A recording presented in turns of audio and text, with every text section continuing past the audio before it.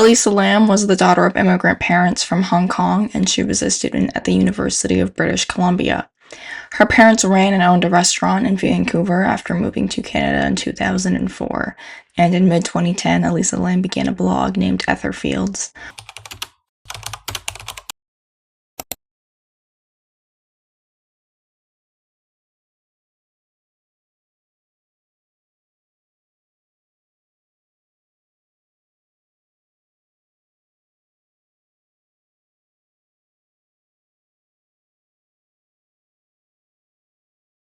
And over the next 2 years, she posted pictures of models in fashionable clothing and of her own life, yada yada yada, particularly, and in detail her struggle with mental illness. And her mental illness is a really, really big part of this entire case, okay? In a January 2012 blog post, Elisa had stated that a relapse at the start of her current school term had forced her to drop several classes, leaving her feeling directionless and lost. Lam had worried about her transcript looking suspicious with so many withdrawals, and that it would result in her being unable to continue her studies and attend graduate school.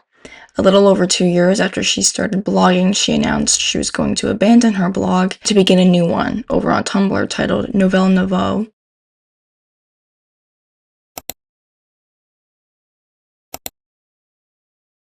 That one is still up. All of her accounts are still up today, and the content mostly consisted of fashion quotes and only a few posts here and there from Elisa Lam in her own words. She struggled heavily with bipolar disorder and depression and had been prescribed several medications to treat these illnesses, such as bupropion, which I think that's just generic Wellbutrin, because I'm on bupropion, but I was told that it's just generic Wellbutrin, but I'm not actually sure. And lamotrigine, to name a few. And according to her family, who tried their best to keep her mental illness private, stated that Elisa had no previous suicide attempts or suicidal thoughts that they knew about, but truthfully, they wouldn't know if she tried to kill herself, and they wouldn't know if she was having suicidal thoughts because she was a very secretive person. They wouldn't know anything without her saying anything. So it leads me to believe that, you know what, let's just move on, and then I'll get into how I feel about the case myself.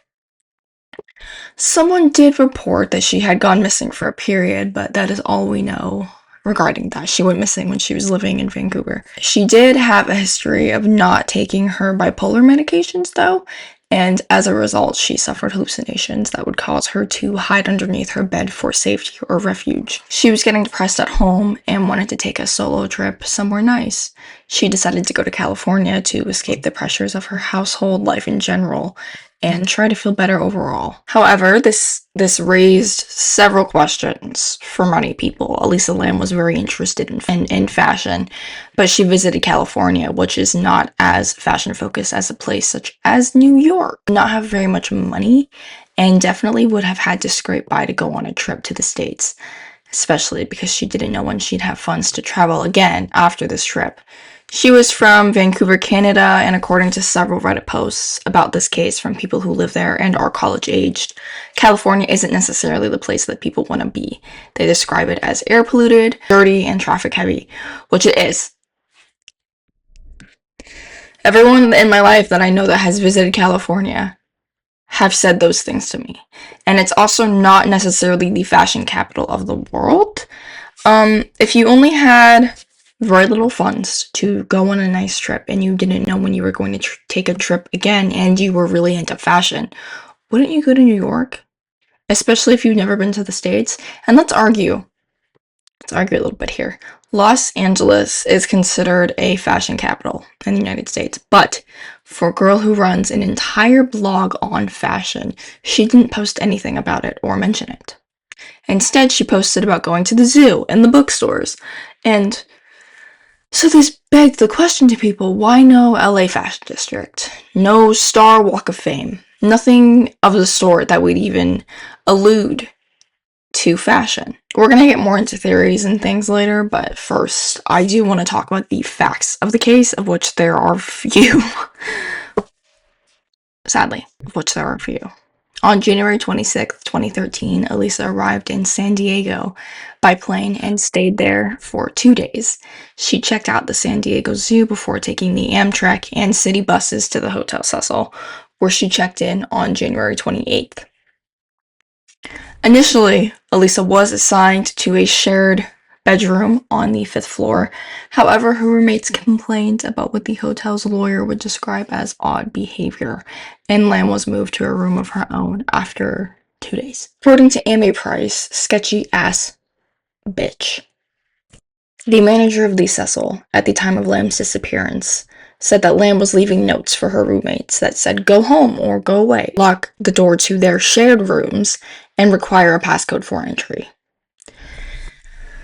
A few days before her disappearance, Lam attended a live taping of Conan in Burbank, but was escorted off the premises due to her disruptive behavior. We don't know what the disruptive behavior is. And it's like, if she was escorted off the premises of Conan or like Jimmy Fallon or something, would we not know what the disruptive behavior was? Even it's been like 13 years since this shit happened. I'm just asking questions. Lam contacted her parents in British Columbia while traveling up until the day that she disappeared. On January 31st, 2013, the day she was scheduled to check out of the Cecil and then leave for Santa Cruz, her parents did not hear from her and called the LA Police Department, LAPD. Her family flew in to help with the search, and hotel staff who claimed to see Lam that day had said she was alone. Outside the hotel, Katie Orphan, manager of the last bookstore, was the only person who recalled seeing her that day. She was outgoing, lively, and very friendly. While getting gifts to take home to her family, Orphan had told CNN. Police searched the hotel to the extent that they legally could, and they had searched Lam's room and had dogs go through the building, including the rooftop, but the dogs were unsuccessful in detecting her scent. We could only do that if we had probable cause to believe a crime had been committed. And on February 6th, a week after she had last been seen, the LAPD decided they needed more help. Flyers with her image were posted in the neighborhood and online, and it brought the case to the public's attention through the media. On February 13th, after yet another week with no sign of Lam, the LAPD released a video of the last known sighting of her taken in one of the Hotel Cecil's elevators on January 31st. This footage you have probably seen, you probably would recognize it.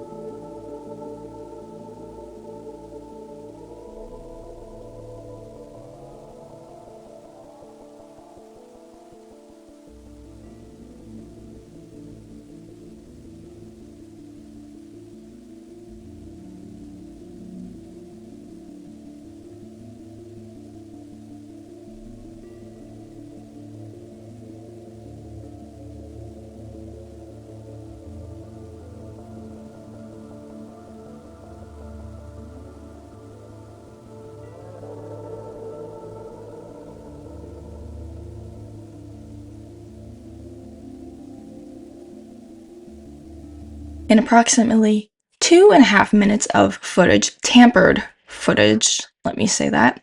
Lam is alone and making unusual gestures and moves. She presses every button on the elevator panel, peers into the hallway, and then leaves the elevator at some point while the doors remain open. At one point, it even looks as if she's hiding.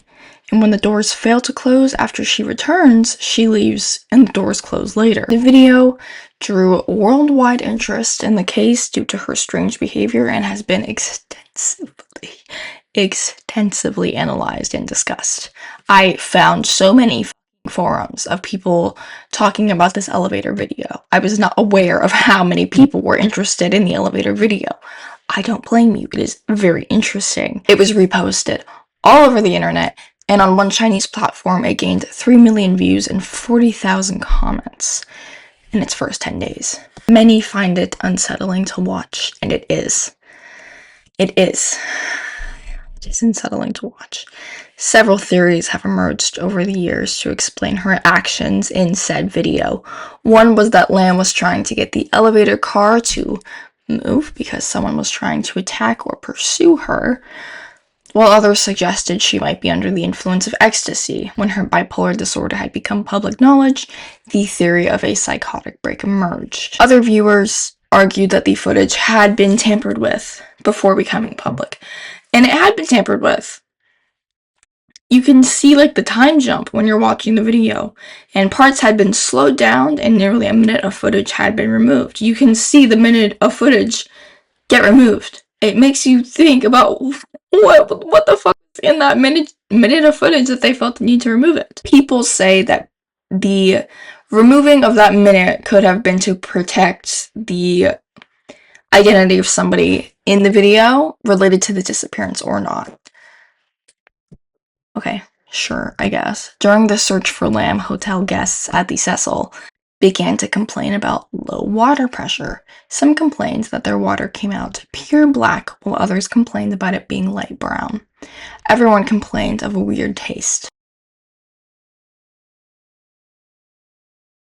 And on the morning of February 19th, 2013, Elisa's body was found. A hotel maintenance worker found her body in one of the 4,000-gallon tanks located on the top of the hotel.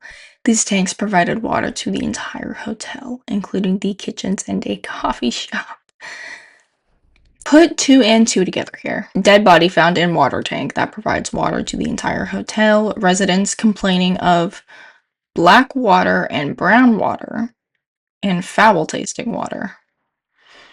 Through the open hatch, he saw Lam lying face up in the water. The tank was drained and cut open since its maintenance hatch was too small to remove Elisa's body. She was completely naked and found with her clothes beside her, the same clothes she was wearing in the elevator footage. On February 21st, the Los Angeles Coroner's Office issued a finding of accidental drowning, although they did keep switching the cause of death between accidental drowning and homicide, with bipolar disorder as a strong contributor of the accidental drowning. The full coroner's report, released in June of that same year, June 2013, stated that her body had been found naked and her clothes coated with a sand-like particulate. I believe that might be from her decomposing body and the particles of it, like, although I might be absolutely fucking lying to you. But that's what happens with dead bodies, right? Like, the objects around it, if it's in water, don't they, like, get, like, a weird sandy texture? Her watch and room key were found with her body. Lam was moderately decomposed and bloated at the time she was found. She was greenish, with some marbling evident on the abdomen, and skin separation was very, very obvious. There was no evidence of physical trauma, sexual assault, or suicide, and there were no drugs found in her system other than the regular doses of her medication. Investigators noted that the concentration of her meds in her system indicated that she was under-medicating or had stopped taking her medications entirely in the days leading up to her death. The investigation focused entirely on how she died and what could have killed her, rather than how she ended up in the tank to begin with. Doors and stairs that access the hotel roof are locked, with only staff having the passcodes and keys, and any attempt to force them would have triggered an alarm. The hotel's fire escape could have allowed her to bypass those measures, as her scent was lost near a window that connected to it. A video posted after her death proved that the hotel's roof was easily accessible via the fire escape, and that 2 lids of the water tanks were open. Apart from the question of how she even got on the roof to begin with, others question if she could have gotten into the tank herself. All 4 tanks were 4 by 8 foot cylinders propped up onto concrete blocks. There was no fixed access to them, and hotel workers had to use a ladder to look at the water. Did she levitate? How the f did she get into the water tank? The whole thing is just absolutely insane, man. They were protected by heavy lids that would be difficult to replace from within, and the hotel employee who found Elisa said the lid was open at the time, removing the issue of how she could have closed the lid while inside, because for a long time people thought that the lid was closed while she was inside of it, but it was wide open. Police dogs that searched through the hotel for Lam, even on the roof, not long after her disappearance, did not find any trace of her. The theory that she was on drugs during the time of the elevator footage has not been ruled out even to this day, as the drugs may have broken down in her system during the decomposition process, or that she may have taken a rare cocktail of drugs of some sort that a normal screen would not be able to detect. The very low level of her prescribed medications and the number of pills left in her prescription bottle led investigators to believe she was under-medicated, as I said, which would have led to a full-on psychotic episode, as well as withdrawals. A strange thing that did happen after her death was her Tumblr account being updated, but her phone was not found at all. It was not found with her or in the hotel room, and whether the continued updates on her blog were facilitated by the theft of her phone, a hacker, or through the queue is not known, nor is it known whether the updates relate to her death in any capacity. In September of 2013, her parents filed a wrongful death lawsuit against the Hotel Cecil, claiming the hotel failed to inspect and seek out hazards in the hotel that presented an unreasonable risk of danger to Lam and other hotel guests. The hotel argued that because it is not known how Lam made it into the tanks, no liability could be assigned for failing to prevent it. And in 2015, the lawsuit was dismissed. The theories and questions about the case are endless, because nobody truly knows what happened. No one knows where to begin on it either. Trying to make a script for this video.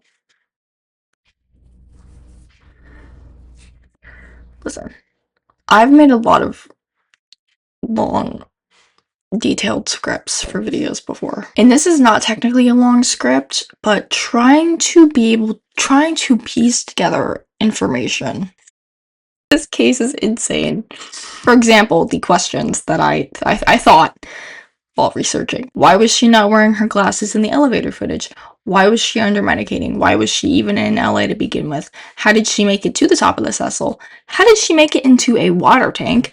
Why was she naked? Did she die from an accidental drowning? Did she kill herself? If she was going to kill herself, why drown? She's on a hotel, she could just jump. That would have been a lot easier than... I mean, the hotel is literally called hotel suicide. Was there someone after her at the time of the elevator footage was taken? Was it drugs? Was it withdrawals? That's not even scratching the top of the surface. The questions are endless, and the theories even more so. Get on Reddit. Oh my god. Here are just a few comments on a Reddit thread about her death, and some of these comments are only 7 months old. 7 months old. But this is just to show you how relevant this case still is. I once saw a post here on Reddit that made so much sense. In the elevator, she wasn't wearing her glasses. She pushed the door open and held buttons, and she couldn't figure out why the door wouldn't close / it wouldn't start. All of her weird movements were her looking for a sensor or something, and her trying to get the elevator started. They even had a diagram of the buttons confirming which ones she pushed, and no idea what happened later, but the elevator incident makes a lot more sense when you realize she wasn't wearing her glasses. In response to this, I have seen something completely different. Hear me out. When she got into the elevator, she pushed several buttons in a row. Some people would try to do this to get away from somebody so they wouldn't know where they were going. Next, as soon as she pushed the last button, you'll notice that the door started to close but opened up after about 3 inches. There is only one thing that can cause the door to open once it starts to close. Somebody on the outside of the elevator pushed the button to reopen the door. I was looking closely for shadows. I didn't see any, but I need to study it on a bigger screen. There's no other scenario that would allow that door to open once it started to close. There's absolutely no way that this woman went up onto the roof, climbed into the water tower, lifted up the lid to get in, and then closed it back on herself and took all of her clothes off without anybody seeing her and just drowned herself. It didn't happen. The following interaction is incredibly interesting to me, and it did a lot for my research. I think she had not been taking her medications on the regular or went off of them for the same reason many people do. She probably felt she was doing better, so she didn't need them, or traveling gave her a respite from her daily grind, and so she stopped taking them. Then she suffered a mental health/physical crisis because of that with a break of some kind. Then I bet the hotel itself wasn't following every bit of protocol with security or what doors are to be kept locked. It was all the perfect storm for her. The hotel itself then is right in downtown Hollywood, and like a lot of hotels where either the wealthy, poor, notorious, and famous, etc., or anyone in between stays, ghost stories pop up. Perfect storm again for speculation. I think the poor girl just died from being ill and in a bad place mentally and physically. And the response, in my humble opinion, yes, it could have been due to her not taking her meds and all that, but there are things that just don't add. If we analyze carefully, Elisa Lam was found inside the water tank, right? But how would she have gained access to that location? The gate that gave access to the roof was locked with several padlocks, and the water tank itself was also protected. Furthermore, the lid could only be opened from the outside. There was no way it could lock itself inside by itself. How did she get there without the keys? How did you manage to open the box and then close yourself inside it? Another strange point, her clothes and belongings were found inside another water tank, not the same one where the body was. Okay, this is false. There was nothing in the coroner's report that suggests this. However, it was a popular myth that circulated for a long time, just like the closing of the water hatch when it was actually open. Her clothes and her body were found in the same water tank. And it's worth remembering that the Hotel Cecil has an extremely dark past. It became known for hosting several serial killers, such as the famous Richard Ramirez, the Night Stalker, and there are reports that he entered a young woman's room while she was sleeping, abused her, and when he discovered she was pregnant, she threw herself out of the window. I don't know if that's true. I don't know if that happened. And this is just one of the many tragic and mysterious cases linked to this hotel.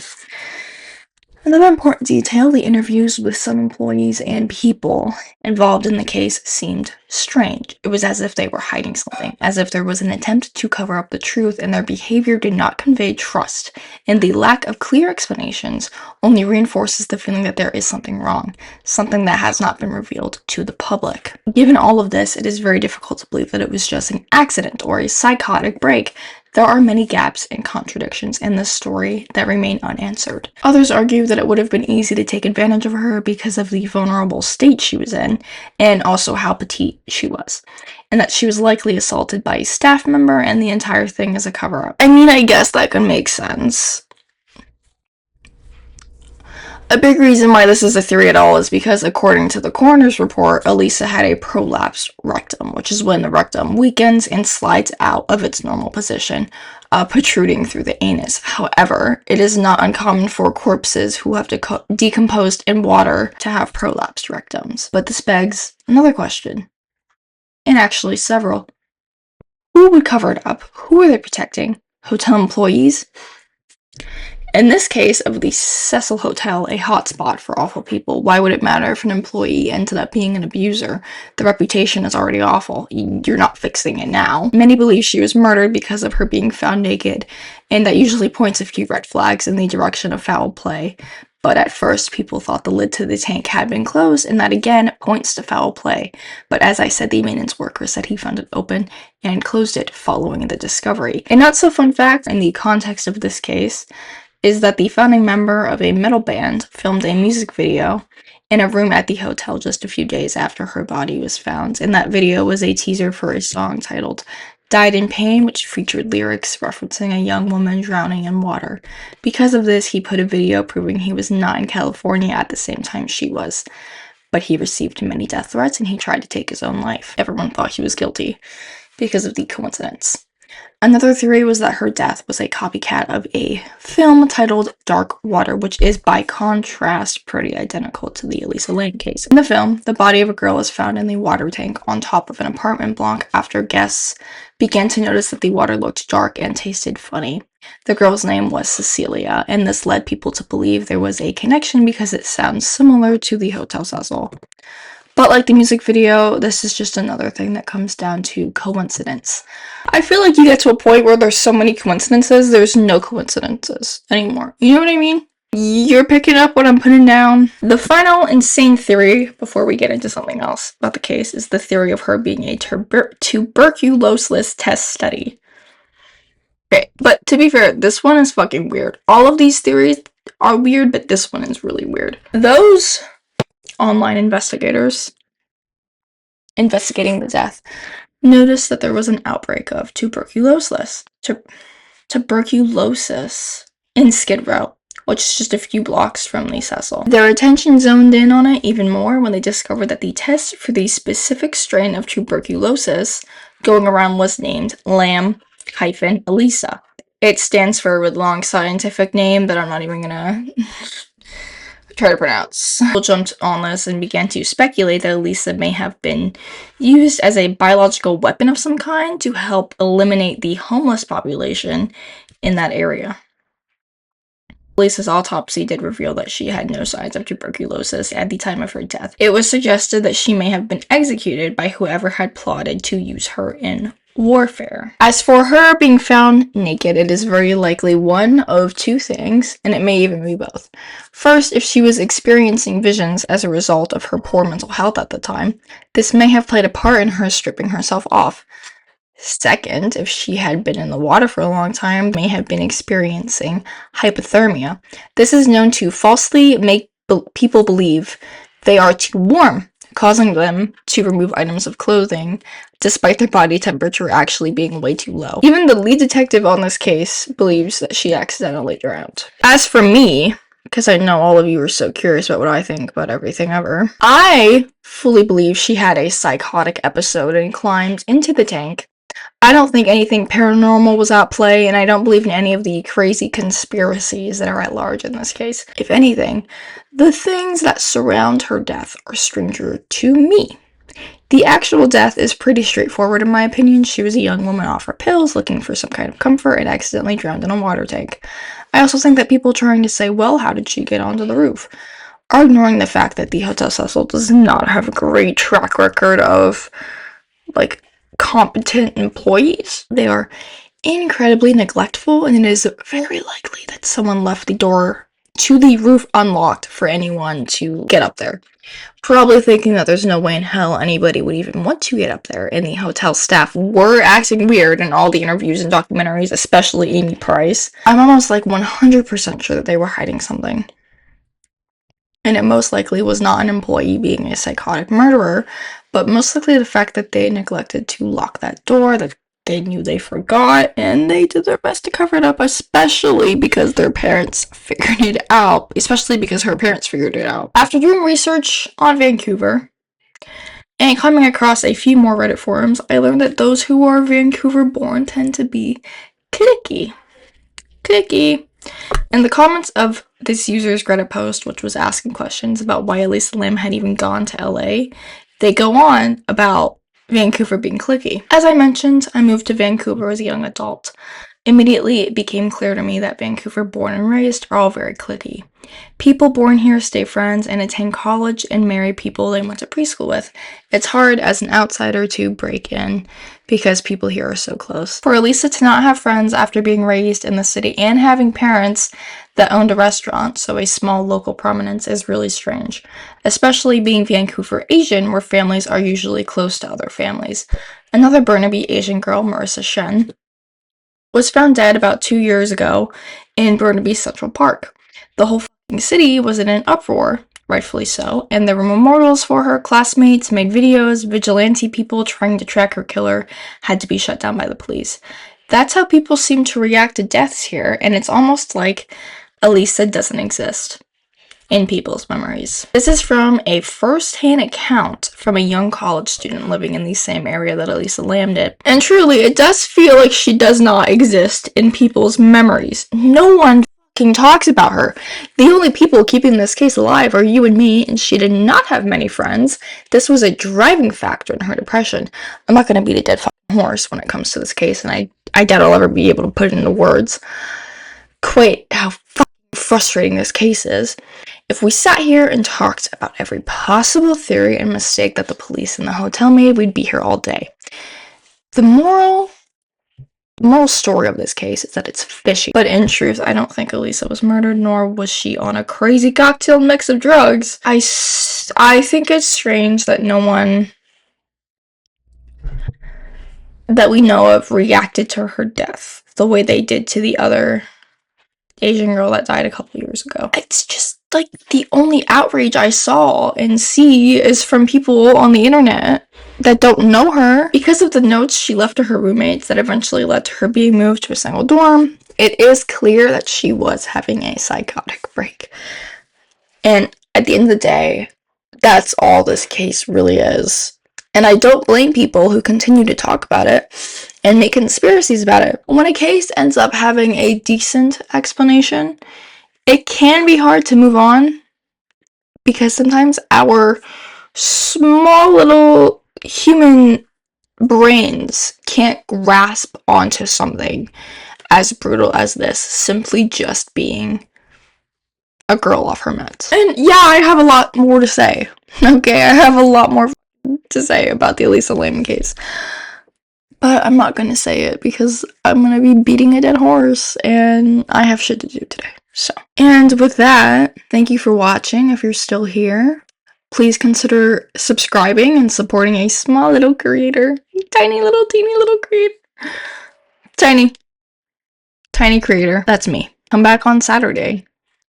And I'll see you on Saturday. Stay safe out there and don't do anything I wouldn't do.